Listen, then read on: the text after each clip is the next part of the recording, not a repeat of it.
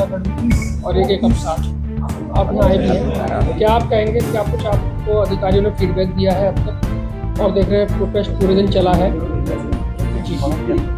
ज्वालागढ़ में सोनू की हत्या के बारे में खासतौर से आज जिलाधिकारी और एसएसपी से हमने जानकारी हासिल की कि इस घटना में अभी तक क्या कार्रवाई हुई है, क्योंकि कुछ राजनीतिक दल के लोग, कुछ सामाजिक लोग इसमें आंदोलन कर रहे हैं। तो अधिकारियों ने इस बात को स्पष्ट किया कि एक एक्यूज का नाम उसमें प्रकाश में आया था, जिसको गिरफ्तार कर लिया गया, जेल भेज दिया गया। और परसों सुबह मैंने जिलाधिकारी और एसएसपी से इस बात के बारे में भी चर्चा की थी कि एसएचओ पर भी कुछ सवालिया निशान लोगों ने लगाए हैं। जब मैं मिला मृतक की बहन से और माता से, उन्होंने इस बात को बताया कि हत्या में एक से अधिक लोग हो सकते हैं, लेकिन एसएचओ हमारे इस पक्ष को सुनने में थोड़ा इंटरेस्टेड नहीं है। तो हमने एसएसपी से कहा कि जब एसएचओ के लिए लोगों का भरोसा नहीं है तो जांच फिर उसको क्यों देनी चाहिए। तो उसकी जांच फिर क्राइम ब्रांच को सौंप दी गई। इस समय जांच क्राइम ब्रांच करेगी।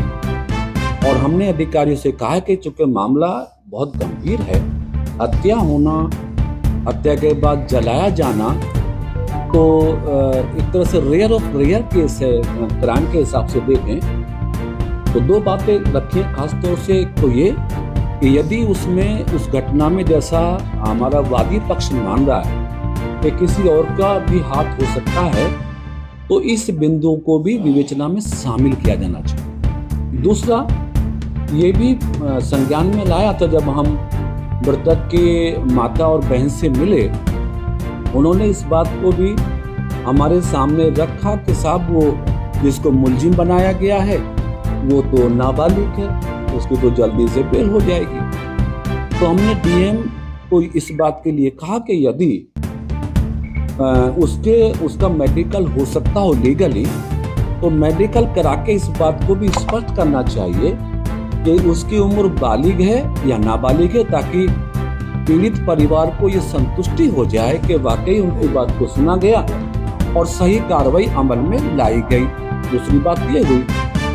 तीसरी बात ये भी थी, क्योंकि मुझे मालूम है कि मैं मुजफ्फरनगर भी रहता हूँ कभी कभी, तो मृतक के परिवारजनों की माली हालत बहुत कमजोर है, बहुत गरीब हैं वो लोग। और जब मैं उनसे मिला था, उनकी माँ से मिला, उनकी बहन से मिला, उनके कपड़े, उनके हालात देख के लगा कि पोजीशन बहुत खराब है। तो मैंने मानवीय दृष्टि के आधार पे अपने पास से भी उनको 1 लाख रुपए की आर्थिक सहायता कर दी थी। बात तो छोटी है, लेकिन उनके लिए जरूरत के हिसाब से थी। तो हमने ये भी कहा कि इस बारे में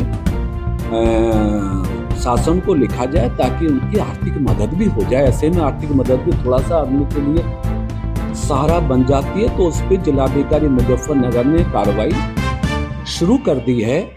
और अब हम ये सोच रहे हैं आज अधिकारी से बात करने के बाद कि अब परसों हम लखनऊ जाएंगे, इस पूरी घटना की जानकारी मुख्यमंत्री जी को देंगे और उनसे मिलके जो मृतक के परिवारजन हैं उनकी आर्थिक सहायता के लिए भी बात की जाएगी।